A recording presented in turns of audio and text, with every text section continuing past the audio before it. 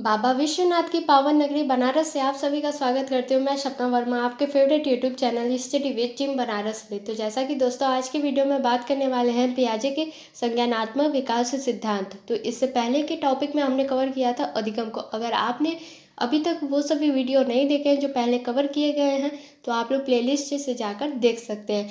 तो चलिए स्टार्ट करते बिना देर करते हुए पियाजे के संज्ञानात्मक विकास सिद्धांत। तो पहले बता देते हैं कि इनके सिद्धांत को और भी कई नामों से जाना जाता है, जैसे अवस्था का सिद्धांत, ज्ञानात्मक विकास का सिद्धांत, विकासात्मक सिद्धांत और संज्ञानात्मक पक्ष अध्ययन का सिद्धांत। तो ये सभी क्या है, संज्ञानात्मक विकास सिद्धांत के अन्य नाम थे। तो जो जीन पियाजे हैं यह स्विट्जरलैंड के एक प्रमुख मनोवैज्ञानिक थे और इनका जन्म 1896 में स्विट्जरलैंड में हुआ था। इनकी रुचि यह जानने की थी कि बालकों में बुद्धि का विकास किस ढंग से होता है। इसके लिए उन्होंने 20 साल तक अपने स्वयं के बच्चों पर खोज किया। अब चलिए इसके बाद देखते हैं जीन पियाजे के संज्ञानात्मक विकास की संकल्पनाएं।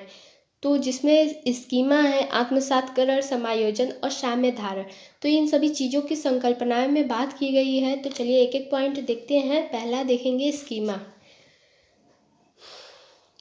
पॉइंट है इसमें स्कीमा से तात्पर्य एक ऐसी मानसिक संरचना से है जो व्यक्ति विशेष के मस्तिष्क में सूचनाओं को संगठित तथा व्याख्या करने हेतु विद्यमान होती है। मतलब जो डाटा स्टोर रहता है दिमाग में उसी को स्कीमा कहा जाता है। और यह दो तरीके के होते हैं, साधारण तथा जटिल। पियाजे के अनुसार स्कीमा को संशोधित व समायोजित करने में दो प्रक्रियाओं की भूमिका महत्वपूर्ण होती है, जिसमें पहला होता है आत्मसातकरण, दूसरा होता है समायोजन। तो पहला देखेंगे आत्मसातकरण। इसमें जिसको इंग्लिश में कहा जाता है एसिमिलेशन। यह एक ऐसी प्रक्रिया है जिसमें बालक समस्या के समाधान के लिए पूर्व सीखी गई मानसिक प्रक्रियाओं का सहारा लेता है।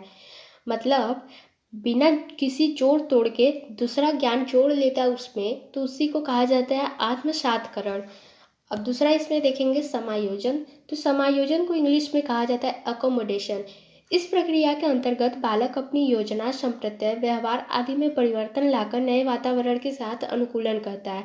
मतलब एक तरीके से एडजस्टमेंट करता है, जोड़ तोड़ करके जो नया ज्ञान बनाता है उसे समायोजन कहा जाता है। अब देखेंगे साम्य धारण, जिसे इंग्लिश में कहा जाता है इक्विलिब्रियम।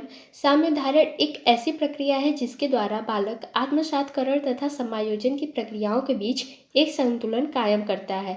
इस तरह से साम्य धारण एक तरह के आत्मनियंत्रण प्रक्रिया है। इसी नेक्स्ट देखेंगे संज्ञानात्मक विकास की अवस्थाएं।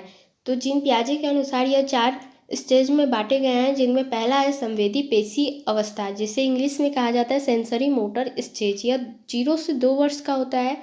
और दूसरा है पूर्व संक्रियात्मक अवस्था, मतलब प्री ऑपरेशनल स्टेज। यह होता है 2 से 7।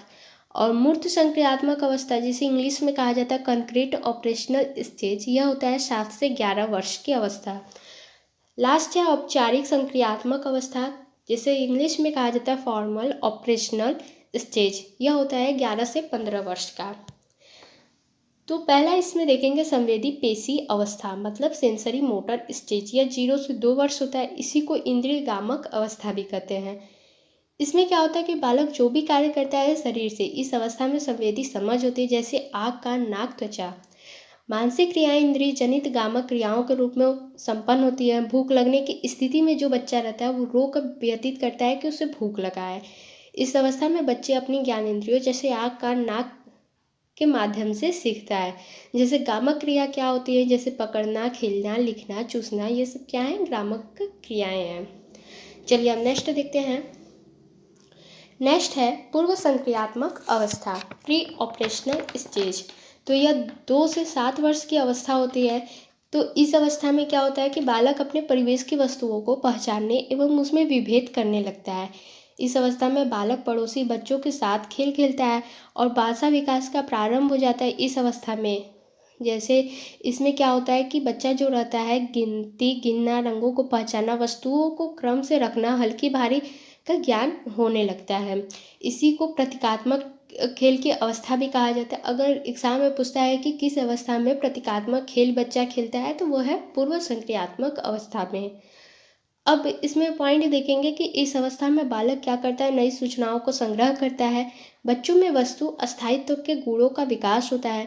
माता पिता की आज्ञा मानना, जैसे पूछने पे नाम बताता है, घर के छोटे छोटे कार्यों में मदद करता है, तो इन सभी चीज़ों को बच्चा सीख जाता है। इसी में सजीवता के लक्षण देखने को मिलते हैं। जैसे क्या करेगा कि जो बच्चे रहते हैं वो गुड़ियों से खेलना, उनको सजाना, ये सब चीज़ें बच्चे करने लगते हैं। तो यह पूर्व संक्रियात्मक अवस्था में बच्चे करने लगते हैं।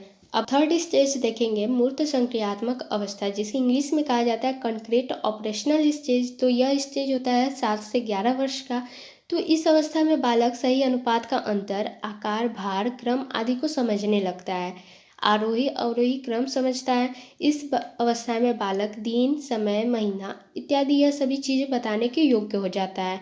बालक का चिंतन क्रमबद्ध एवं तर्कसंगत होना प्रारंभ हो जाता है। मतलब वो मूर्त चिंतन करने लगता है इस उम्र में, 7 से 11 वर्ष की अवस्था में। अब लास्ट स्टेज देखेंगे, औपचारिक संक्रियात्मक अवस्था। तो इस अवस्था में बालक जो रहता है अच्छी तरह से सोचने, समझने, समस्या समाधान करने एवं निर्णय लेने की क्षमता का विकास हो जाता है। इस अवस्था में मानसिक योग्यता का पूर्ण विकास हो जाता है, अमूर्त चिंतन करने लगता है, यानी निर्णय, स्मरण, मनन यह सभी चीज़ें करने लगता है। तो यह अवस्था 11 से 15 वर्ष की अवस्था में होता है। अब जीन पियाजे के द्वारा लिखी गई कुछ पुस्तक के नाम देखेंगे। तो इनका पुस्तक है बाल चिंतन की भाषा, the psychology of the child, the psychology of intelligence, the child conception of the world, the language and thought of the child. तो यह सभी क्या है, जीन पियाजे द्वारा लिखी गई किताबें हैं। अब देखेंगे कुछ क्वेश्चंस जो आपके सीटेट एग्जाम में जीन पियाजे से जुड़े पूछा जाता है। तो प्रश्न है कि कोई 5 साल की लड़की एक टी शर्ट को तह करते हुए अपने आप से बात करती है। लड़की द्वारा प्रदर्शित व्यवहार के संदर्भ में निम्नलिखित में से कौन सा कथन सही है? ऑप्शन है जीन पियाजे और लेव वाइगोस्की इसकी व्याख्या बच्चों के विचारों के अहम केंद्रित प्रकृति के रूप में करेंगे। सेकंड है जीन पियाजे इसे अहम केंद्रित भाषा कहेंगे और लेव वाइगोस्की इसकी व्याख्या बच्चे के द्वारा निजी भाषा से अपनी क्रियाओं को नियमित करने के प्रयासों के रूप में करेगा। थर्ड है जीन पियाजे इसकी व्याख्या सामाजिक अन्योन क्रिया के रूप में करेगा और लेव वाइगोस्की इसे खोजबीन मानेगा। फोर्थ है जीन पियाजे और लेव वाइगोस्की इसकी व्याख्या बच्चे के द्वारा अपनी माँ के अनुकरण के रूप में करेंगे। तो देखिए यहाँ पे जो सेकंड ऑप्शन है कि जीन पियाजे इसे अहम केंद्रित भाषा कहेगा और लेव वाइगोस्की इसकी व्याख्या बच्चे के द्वारा निजी भाषा से अपनी क्रियाओं को नियमित करने के प्रयासों के रूप में करेगा। तो देखिए ये इसमें क्या होता है कि जीन पियाजे अहम केंद्रित भाषा की बात कही है और जबकि जो वाइगोस्की थे वो निजी भाषा की बात कहे हैं। तो आप लोगों को ये दोनों पॉइंट याद रखने हैं। तो चलिए अब इससे जुड़े कुछ और प्रश्न देखते हैं। प्रश्न है, रिया कक्षा पिकनिक करने हेतु ऋषभ से सहमत नहीं है। वह सोचती है कि बहुमत के अनुकूल बनाने के लिए नियमों का संशोधन किया जा सकता है। यह सहपाठी विरोध पियाजे के अनुसार किससे संबंधित है? तो इसका आंसर है सहयोग की नैतिकता से। चलिए तो आज के टॉपिक में इतना ही। वीडियो आप लोगों को कैसा लगा? वीडियो अच्छा लगता है तो वीडियो को लाइक शेयर जरूर करिएगा और साथ ही साथ नए हैं चैनल पे तो स्टडी विद टीम बनारस को जरूर सब्सक्राइब करिए। मिलते हैं अगली वीडियो में, तब तक के लिए बाय बाय।